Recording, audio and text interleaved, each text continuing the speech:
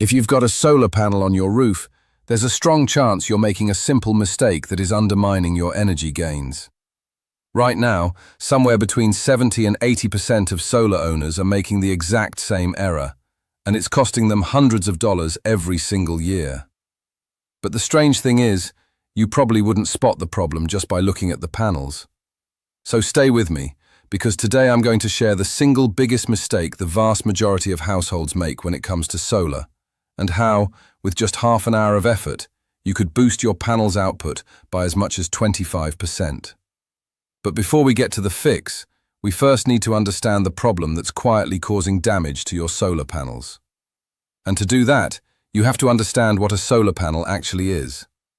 At its core, it's a light harvesting machine. When a particle of light strikes the silicon cell beneath the glass, it knocks an electron loose, and that movement is the electricity that powers your home.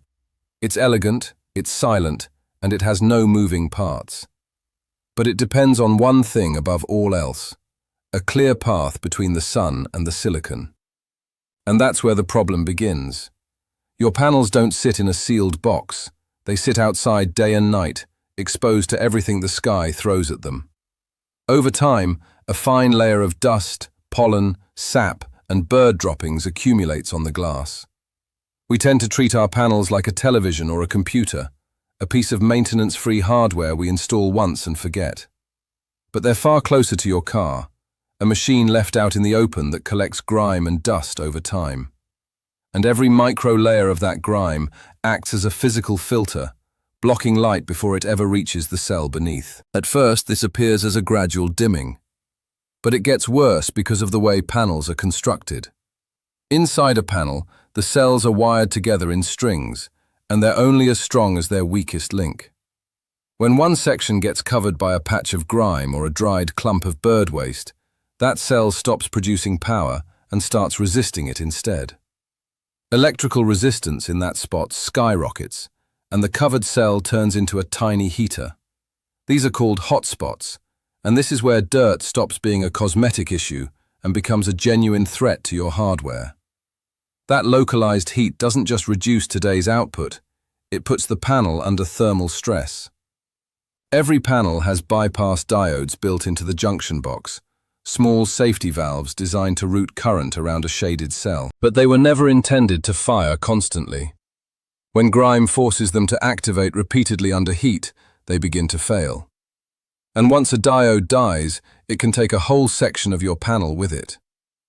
On top of that, the endless cycle of heating and cooling causes physical damage to the panel itself.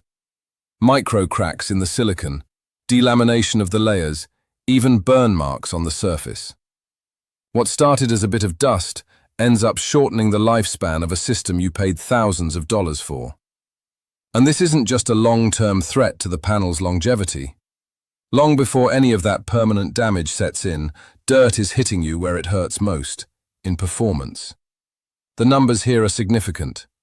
Research from the National Renewable Energy Laboratory shows that annual losses from soiling in the United States typically sit somewhere between 0 and 6%. That might not sound like much, but it's an average, and averages hide the extremes.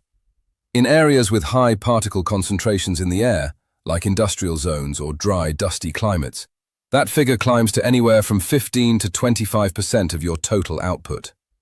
And in the worst cases, after a heavy dust storm, panels have been recorded losing as much as 80% of their power until they were cleaned. This isn't some quirk of the American climate. It's a problem playing out everywhere on the planet, and the international data makes that clear. In Bahrain, Oman, a 2-week study found that uncleaned panels lost almost 19% of their power compared to panels cleaned every day. In Kuwait, researchers measured soiling losses of nearly 46% over just 3 months without cleaning. Qatar's energy yield dropped 15% after a single month of operation. And in Saudi Arabia, studies recorded efficiency falling by over 33% after 1 month and nearly 66% after 6. That's a panel losing 2/3 of its power, not due to a fault, not due to a breakdown, but simply to dirt that nobody wiped off. Now here's the good news. The moment you become aware of this problem and start addressing it, the improvement is immediate. This isn't a slow recovery or a long-term play. Research shows that panels neglected for months can see their output jump back up by 5 to 15% the moment they're properly cleaned. You wash the glass, and the power returns the same day. And to understand why that matters, consider what that lost power actually represents. Every watt your panels fail to produce is a watt you are forced to purchase from your utility provider at full retail price. That lost energy is a direct, ongoing drain on your finances.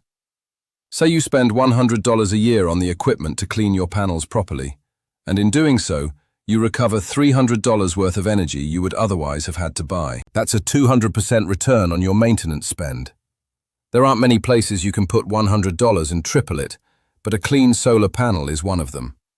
And in a world where utility rates seem to do nothing but rise, this is one of the few variables you actually control.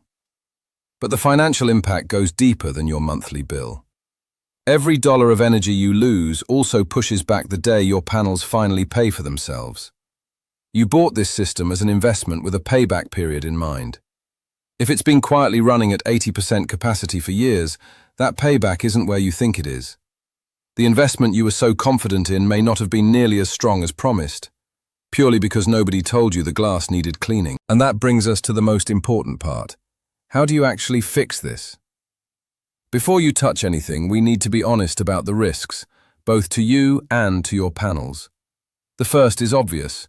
Climbing onto a pitched roof is genuinely hazardous, and it's a risk most homeowners simply aren't equipped to take on. The second risk is to the hardware itself. Reach for the wrong tools and you can cause more damage than the dirt ever would. A standard pressure washer or a stiff household brush can leave microscopic scratches across the anti-reflective coating on the glass. Those scratches scatter light permanently, so you end up in a self-defeating cycle, damaging the very surface you're trying to clean. That kind of damage can also void your warranty and render your performance guarantees worthless. Then there's the water itself, which almost everyone gets wrong. Ordinary tap water is full of minerals like calcium and magnesium. Spray it on a hot panel, the water evaporates, and those minerals are left behind as cloudy, chalky streaks, their own semi-permanent barriers to sunlight.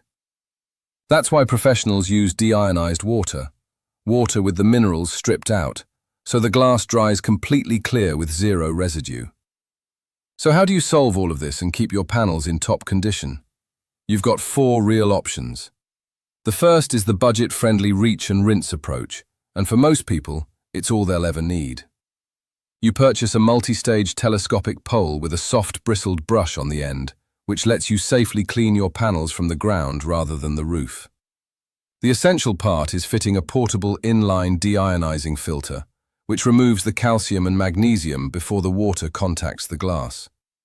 For the average suburban home, this is the most cost-effective path available. The second is what I'd call the efficiency tier, a permanent overhead rinsing system you can assemble from parts at your local hardware store. The concept is straightforward.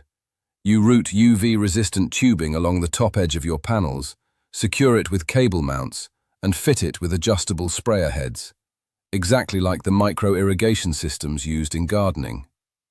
The goal is a consistent curtain of water that washes the dirt away for you.